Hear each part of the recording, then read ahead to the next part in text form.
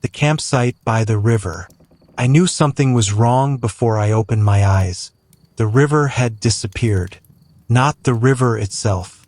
The sound. The night before, it had been loud enough to drown out everything else. Water rushing over rocks, steady and constant, the kind of noise your brain eventually forgets is there. That morning, there was nothing.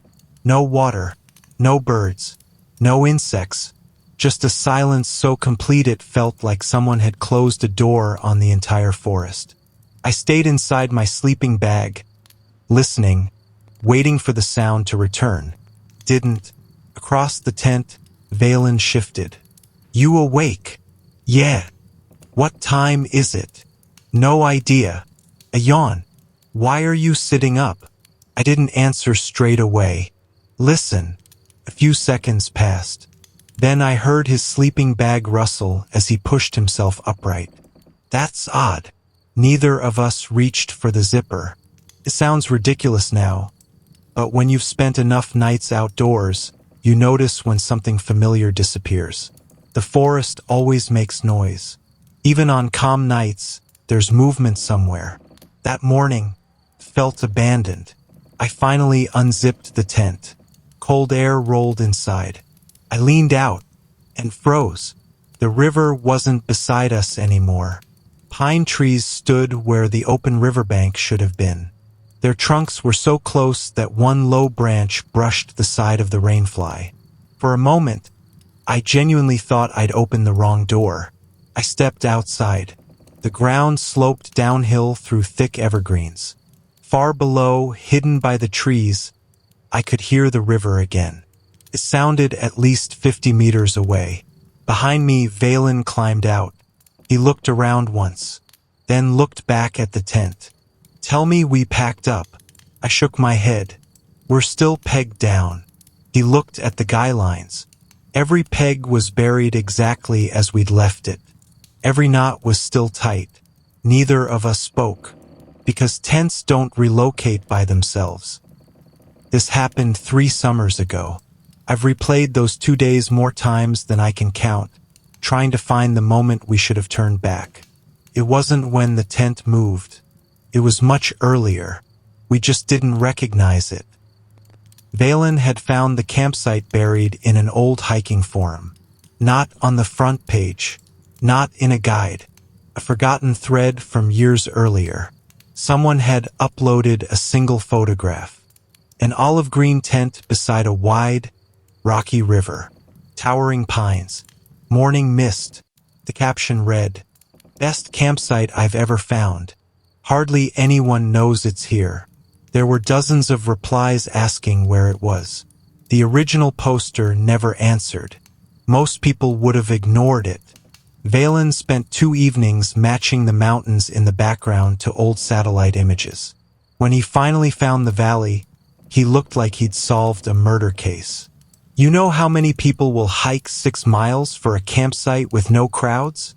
Not many. Exactly. That should have sounded reassuring. Instead, we ended up completely alone. The old forestry road ended miles before the river.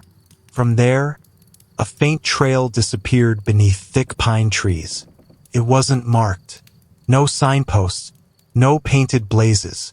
Just a narrow path that looked as though it hadn't seen many boots in years. For the first hour, the walk was exactly what we'd hoped for. Cool air, towering evergreens, the smell of damp earth. Valen kept stopping to photograph everything. "You know," he said, lowering his camera, "if this place is half as good as that photo, I'm buying you dinner." He grinned. "I'll remember that." About 20 minutes later, something changed. Not dramatically, just enough to make me notice. The birds stopped, not one by one, all at once. 1 second the forest echoed with distant calls. The next, nothing. I stopped walking. "You hear that?" Valen looked around. "Hear what?" "Exactly." He frowned. We stood there for nearly 30 seconds. No birds, no insects, no squirrels climbing bark. Nothing. Then, As suddenly as it had vanished, the sound returned. A single bird called from somewhere overhead. Another answered. Within moments, the forest sounded normal again. Valen shrugged. Maybe a hawk flew over. Maybe. It made sense. At the time, we reached the river just after midday. It looked exactly like the photograph. Crystal clear water, smooth gray stones, tall pines leaning over the bank. A flat clearing perfect for one tent. Valen smiled. Worth the hike. I looked around. No question. If we'd left after lunch, none of this would have happened. Setting up camp was easy. Our tent was almost new, bright olive green. The white logo on the rainfly looked almost too clean against the dark forest. Valen stepped back to admire it. You could probably see that thing from space. That's why you picked the color? So I don't lose you. I laughed. Looking back, it's strange the conversations that stay with you. While Valen wandered along the river taking photographs, I collected firewood. About 50 meters from camp, I found something that didn't belong. 7 smooth river stones, each one almost identical in size. They formed a perfect circle beneath an old cedar tree. No ashes, no footprints, no markings, just 7 stones, too carefully arranged to be random. I crouched beside them. One stone had a patch of pale green moss growing across its top. The others were spotless. Valen. He walked over, camera still hanging around his neck. What VE you found? I pointed. He looked for all of 2 seconds. Someone stacked rocks. In a perfect circle? People get bored. He nudged one gently with his boot. It didn't move. They've been here a while. So why build it? He shrugged. If you figure it out, let me know. We walked back toward camp. Halfway there, I glanced over my shoulder. For just a moment, I had the odd feeling there were only 6 stones. I blinked. There were 7 again. I said nothing. The afternoon passed quietly. Too quietly. We skipped stones across the river, cooked noodles over a small stove, filled our bottles. Nothing unusual happened, or at least, nothing we recognized as unusual. Just before sunset, Valen sat beside the tent scrolling through his camera. You notice something? What? I've taken 43 pictures. So, there isn't a single bird in any of them. I laughed. Maybe they're camera shy. I'm serious. He handed me the camera. River, trees, tent, sky, our backpacks. Not one bird. Not even by accident. Shouldn't have bothered me. It did. Before dark, I walked one final lap around camp. A habit I'd picked up years earlier. Check the pegs. Food bag. Fire. River level. Everything looked exactly as we'd left it. Then I noticed the tent door. I had pitched it facing east. I always pitched it facing the sunrise. Now, pointed slightly toward the river. Only by a few degrees. I frowned. Maybe I'd remembered wrong. Maybe I'd nudged it while tightening the guy lines. I grabbed my compass. The needle settled. The tent wasn't facing east anymore. It faced almost due north, directly at the river. Valen. He looked up from the fire. Yeah. Did you turn the tent? What? The entrance. He stared for a second. Why would I do that? I don't know. He walked over, looked at the compass, then at the tent. That's weird. Did you move it? No. You sure? He smiled. If I could rotate a fully pegged-down tent without you noticing. He spread his hands. I'd have a better job than hiking. I laughed, but not as much as I should have. That night, we zipped the tent closed and settled into our sleeping bags. The river hummed outside. The forest was still. Just before I drifted off, Valen spoke into the darkness. If the tents moved by morning, I smiled. We're leaving. Deal. I don't know what woke me. It wasn't loud. It wasn't sudden. It was a slow, deliberate sound. Scrape, like heavy canvas dragging across damp soil. Came once. Stopped. Then came again. Closer. Neither of us moved. Across the tent, I heard Valen whisper, "Kalen, I'm awake. You hear it." Another scrape. This time, directly beneath the tent floor. Neither of us reached for the zipper. We simply listened, waiting for the sound to stop. It never came a third time. Eventually, without meaning to, we both fell asleep. The next morning, we would discover that our tent had moved nearly 10 feet closer to the river. And that would be the first clue that the forest had already started keeping us. Morning came with the smell of damp pine and cold river water. For a few seconds, everything felt normal. Then I remembered the scraping. I threw my sleeping bag aside and unzipped the tent. The river was still there, but it wasn't where it had been. Our tent had moved. Not far, maybe 3 meters, just enough that the fire pit was no longer directly in front of us. The patch of smooth stones where we'd cooked dinner had shifted off to our left. The whole campsite felt wrong. Behind me, Valen stepped outside. His eyes went straight to the ground. "Kalen." 2 long grooves cut through the damp soil beneath the tent, perfectly parallel. They stretched behind us toward the place we'd pitched the tent the night before. I followed them with my eyes. The marks began exactly where the tent had originally stood. There were no footprints around them, no signs that anyone had dragged the tent. Just the grooves, nothing else. Valen crouched beside one and ran his fingers through the disturbed earth. The soil's fresh. I looked at the pegs. Every one of them was still buried. The guy lines were still tight. Nothing had snapped. Nothing had bent. I felt a knot form in my stomach. If someone dragged this, Valen nodded slowly, they would have had to pull every peg out. But they didn't. No. He stood up. They're exactly where we hammered them yesterday. Neither of us could explain it. We're measuring everything. Valen's voice was calm again. That was how he dealt with problems. If something didn't make sense, he tried to collect more information. He took a measuring tape from his backpack. From the center of the fire pit to the tent door. From the nearest pine tree to the rear guy line. From the river's edge to the front peg. He wrote every measurement in a small waterproof notebook. Then he photographed everything. The drag marks, the pegs, the tent, the compass, the river. Finally, he looked at me. If this happens again, we'll know exactly how much it moved. Before breakfast, I noticed something else.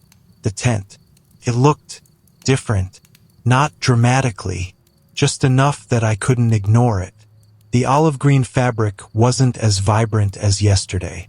It looked slightly washed out, like a jacket left in the sun for a single summer. I walked around it slowly. The white logo still looked new. The stitching was perfect. But the color had definitely faded. "You seeing things again?" Valen asked. "I don't think so." He walked over, studied the rainfly, then shrugged. "Morning light. You sure?" He pulled up yesterday's photographs. The picture filled the camera screen. Our tent looked brighter, much brighter. He frowned. "Maybe." That single word bothered me more than if he'd agreed immediately. Valen never said maybe. The rest of the morning passed without incident. Almost. As we packed away breakfast, I noticed the tent door. It wasn't facing east anymore. Again, pointed directly toward the river. I grabbed my compass. North. Exactly the same as the night before. I looked around the campsite. Nothing else had changed. only the tent's direction. Did you twist it while I was asleep? Valen laughed. You're asking me that again? I'm serious. So am I. He walked over, gripped one side of the tent. Help me. Together we lifted it just enough to rotate it. This time I made him watch the compass. 89 degrees. East. Exactly. I drove the front pegs deeper into the ground until they were almost flush with the soil. There. Valen smiled. If it turns again, we'll know. That afternoon we explored upstream, mostly because neither of us wanted to sit in camp thinking about what had happened. About half a kilometer away, I spotted something half buried beneath a fallen branch. An old enamel camping mug. The white coating had chipped away in places. Rust stained the rim. Inside, fresh rainwater. The mug looked like it had been lying there for years. The water looked like it had collected overnight. Someone lost it. Valen picked it up, turned it over. There was a name scratched into the base. A Moro. You know anybody called Moro? No. He placed the mug back exactly where he'd found it. Leave it. I wasn't taking it. I know. Neither of us wanted souvenirs anymore. On the walk back, I stopped beside the cedar tree, the stone circle. I counted automatically. 1, 2, 3. My mouth went dry. 8. There were 7. Valen walked over. You sure? I counted yesterday. He counted them himself. 8. Without saying anything, he opened yesterday's photographs. There it was. 7 stones. Today's circle contained 8. Neither of us had touched them. Neither of us had returned since yesterday. Valen took another photograph. This time, he photographed each stone individually. Dinner was quieter than the night before, not because we were frightened, because we were thinking. Finally, Valen broke the silence. I've got a theory. I'm listening. We're moving it. I looked up. What? In our sleep. I couldn't help laughing. Both of us. Sleepwalking. And dragging a fully pegged tent? I said it was a theory. You don't believe it. No. He sighed. I don't. That evening we prepared differently. Every guy line received a small brass bell. Fishing line was stretched between nearby trees. Empty metal mugs were balanced around the tent. Valen mounted his DSLR on a tripod facing the entrance. Continuous recording. Fresh memory card. Full battery. I tied a length of climbing rope from my wrist to the nearest pine tree. Valen did the same on the opposite side. If the tent moves, the rope should wake us. And if someone unstakes the tent, the bells will ring. We checked every knot twice. Then we climbed inside. Neither of us intended to sleep. For hours, nothing happened. The river flowed steadily. The bells never moved. The rope around my wrist remained loose. Valen checked his watch. 2:48. I nodded, still awake, still listening. Then, the river changed. Not its volume, its direction. It sounded farther away. I frowned. Do you hear that? Valen answered immediately. Yeah. The water hadn't stopped. It was as though it had slowly drifted deeper into the forest, without moving our tent, without making a sound. The hair on my arms stood up. Then came the scrape. Not outside. Underneath us. Scrape. The tent floor vibrated so slightly I thought I imagined it. The bells stayed silent. The mugs didn't move. The rope tied to my wrist remained slack. Valen slowly lifted his torch. His voice was barely audible. Whatever you do, don't unzip the door. I looked at my watch. 3:17 a.m. The camera's tiny red recording light blinked steadily. Still recording. Still watching. Then, Every sound vanished. The river, the breeze, even our breathing seemed swallowed by the silence. For 6 long seconds, the entire world felt like it had stopped. Neither of us moved. Neither of us blinked. And when the silence finally broke, it wasn't because we heard something. It was because there was suddenly a smell neither of us had noticed before.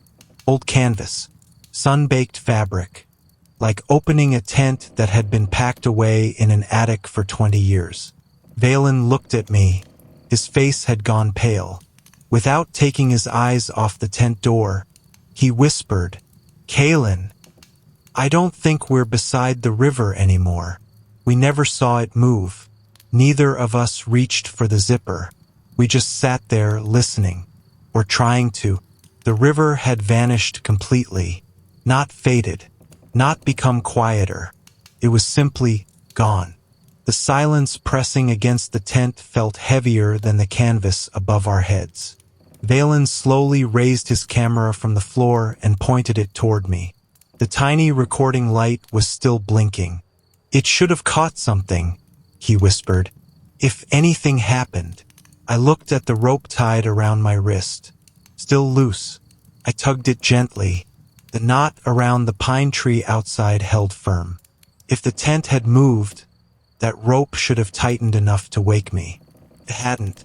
My torch was still in my hand. I'd never fallen asleep. Neither had Valen. That was the part that terrified me most. Whatever had happened while we were fully awake. Valen finally broke the silence. "I'm opening it." I wanted to tell him not to. Instead, I nodded. He took a slow breath, then pulled the zipper down. The cold air smelled different, not like fresh river water anymore. It smelled dry, old, like pine needles that hadn't seen rain in weeks. Valen pushed the door open. Neither of us spoke. The river was gone. Not hidden. Gone. The open clearing where we'd camped had disappeared behind walls of towering pines. Branches hung so close that one scraped softly against the rainfly. Moonlight barely reached the ground. We stepped outside. The bells still hung from every guy line. Silent. The fishing line between the trees hadn't broken. The mugs still balanced exactly where we'd left them.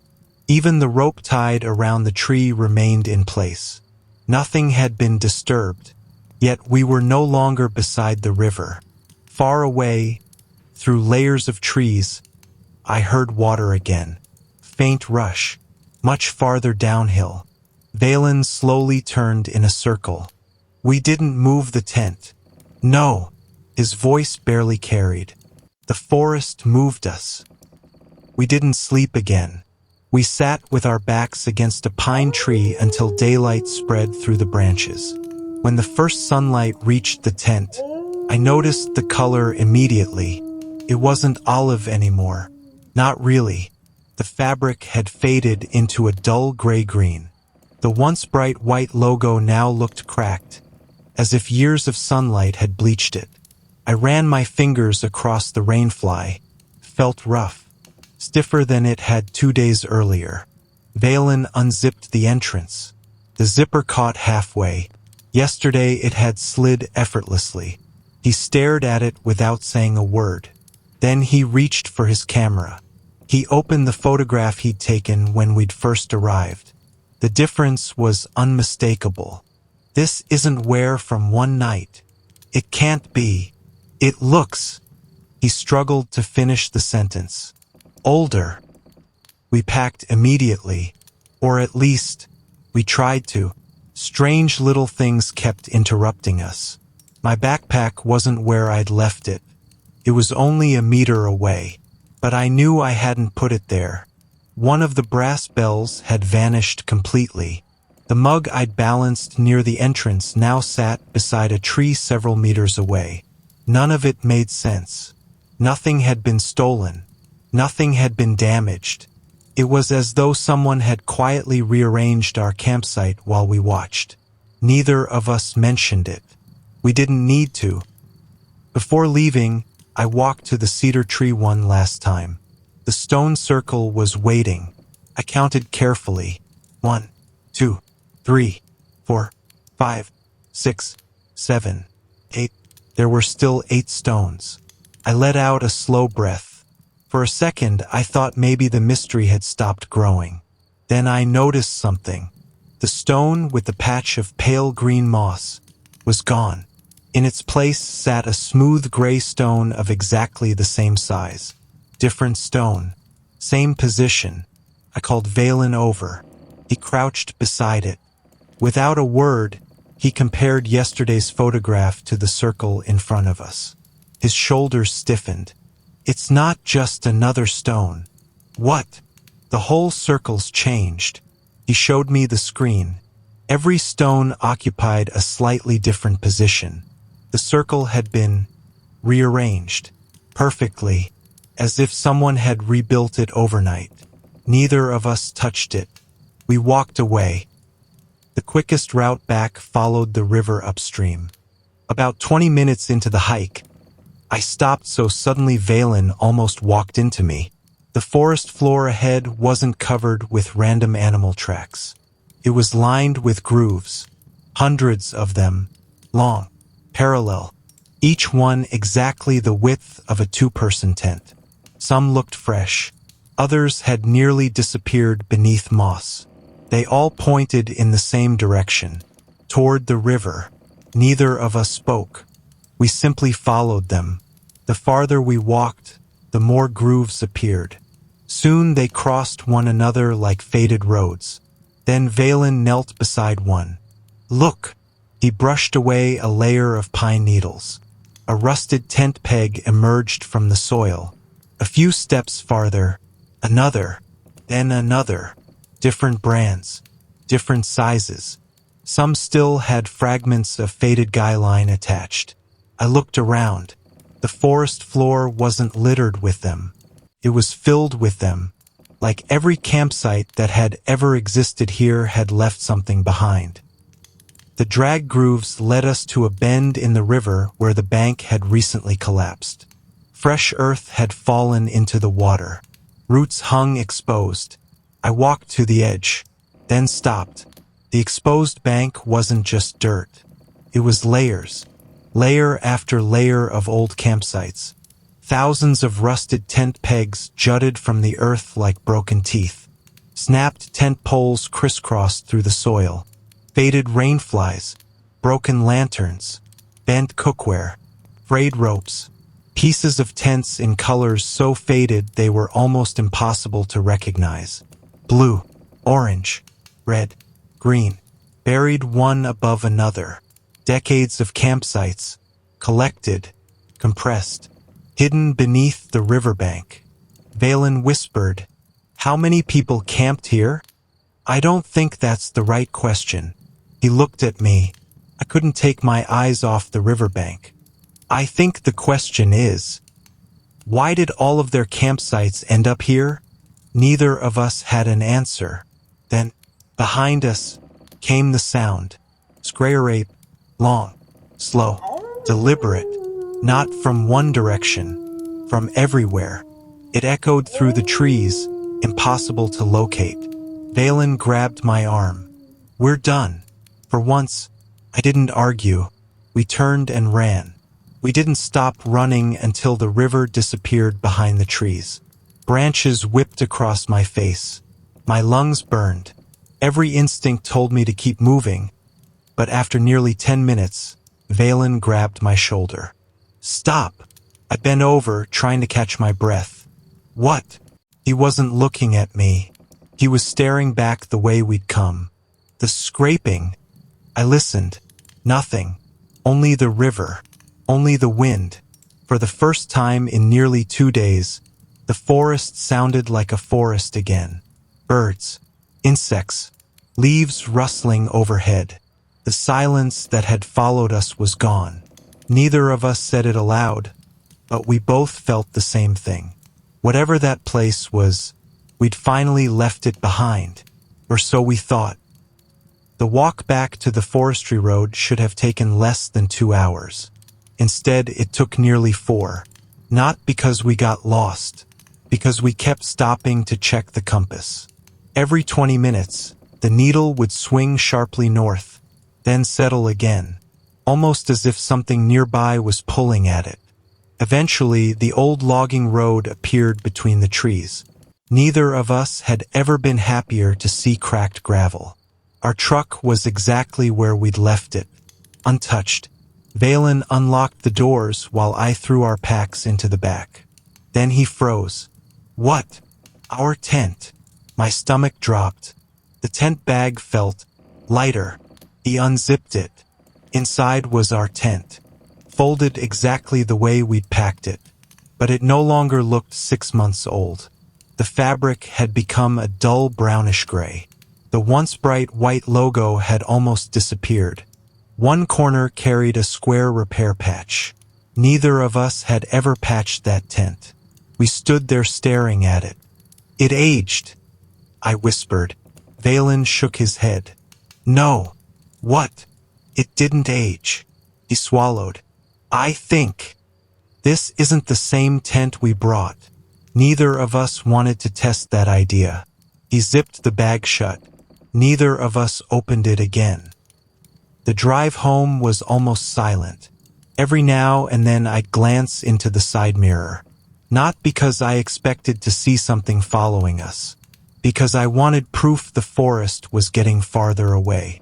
When we finally reached the main road, Valen spoke. We're not telling people everything. I know.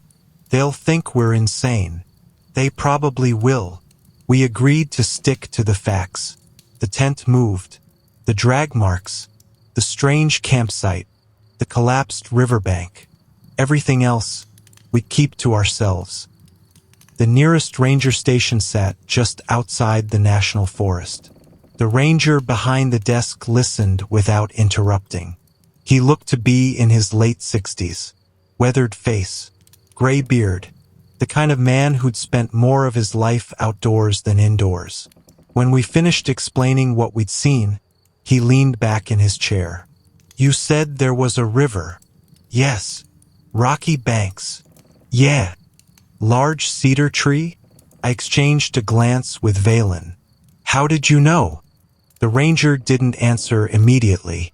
Instead, he unfolded an old topographic map. Near one bend in the river, someone had written a note in faded pencil. Former campsite, closed. No date, no explanation, just those words. He rested a finger on the map. This where you camped? Valen nodded. The ranger let out a long sigh. I hoped nobody would ever find that place again. My mouth went dry. You've been there. He nodded once. A long time ago. What happened? He looked out of the station window toward the distant tree line. My campsite wasn't where I'd pitched it the next morning. The room fell silent. After a few moments, he looked back at us. Tell me something. What? When you first arrived, how many stones were in the circle? I answered without thinking. 7. His expression didn't change. And when you left? 8. For the first time, something close to fear crossed his face. When I found that campsite, he said quietly, there were 5. A week later, Valen came to my house carrying a folder. I developed the photographs. We spread them across my dining table. There were dozens. The river, the trees, the fire pit, the stone circle. Then we reached the photographs of our tent. Valen lined them up in the order he'd taken them. Neither of us spoke. The changes were subtle. The first photograph showed a bright olive-green tent. The next, slightly duller. Then, the logo had begun to crack. Later, the fabric looked faded. By the final photograph, the repair patch had appeared. Neither of us had noticed it while we were there, but the camera had. Almost like it had been recording the tent becoming older with every move. Then Valen frowned. Look at the shadows. What about them? The sun. I looked closer. Every photograph had been taken from a different position around camp. Yet in every single one, the tent door faced the river. Even in the very first picture, the one taken minutes after we'd pitched it, that couldn't be right. I clearly remembered turning it east. So did Valen, but the photographs disagreed. He leaned back in his chair. I don't think the tent kept moving. I looked at him. What do you mean? I think. He hesitated. We're the ones who were moved. Neither of us could argue with that. Life slowly returned to normal. Months passed. The camping gear stayed in the garage. Neither of us mentioned another trip. Then one evening, I found a small parcel on my doorstep. No postage, no return address, just my name. Inside was one rusted tent peg, wrapped in faded brown canvas. I recognized it immediately, the tiny scratch near the head. I'd made it while hammering it into a rock years earlier. I threw it into the fireplace. I watched it burn. 3 months later, another parcel arrived. This time, it contained the zipper pull from our tent. The same zipper that had started catching on the final morning. I burned that too. I never told Valen. He deserved to move on, even if I couldn't. Almost a year passed. Nothing arrived. Eventually, I convinced myself it was over. Then last month, there was another package. Smaller than the others. Lighter. I opened it carefully. It was empty, or so I thought. Folded into one corner was a single piece of paper. For words. You're almost packed. I didn't sleep that night. Instead, I walked into my garage. My backpack still hung on its hook. My stove sat on the shelf. My sleeping bag was exactly where I'd left it. Then I noticed something that made my blood run cold. The empty space where the tent used to hang didn't look empty anymore. A faint rectangle of cleaner paint surrounded it, as though something had been hanging there recently, something that had slowly faded with age. I stood there for a long time, trying to remember whether I'd ever actually thrown the tent away. The truth is, I can't remember doing it, and that frightens me more than anything that happened in those woods. Because if I didn't leave it there, then sooner or later, it has to come back. There are places in the wilderness that never appear on official maps. Places hikers quietly stop mentioning. Places where the forest doesn't seem interested in the people who visit, only in the campsites they leave behind. If you ever wake up and your tent isn't exactly where you pitched it, don't stay to figure out why. Pack up, leave, and don't look back. Because some places don't let go all at once. Sometimes, they send you home first, then they collect the rest later. If this story kept you on edge, subscribe to the Forgotten Campsite for more slow-burn camping horror stories that blur the line between survival and the unexplained. And I'd genuinely like to hear your thoughts in the comments. What do you think was really happening? Did the tent move? Or were Kalen and Valen the ones being moved without ever realizing it? Until next time, stay safe, stay curious, and if the forest ever feels just a little too quiet, trust your instincts.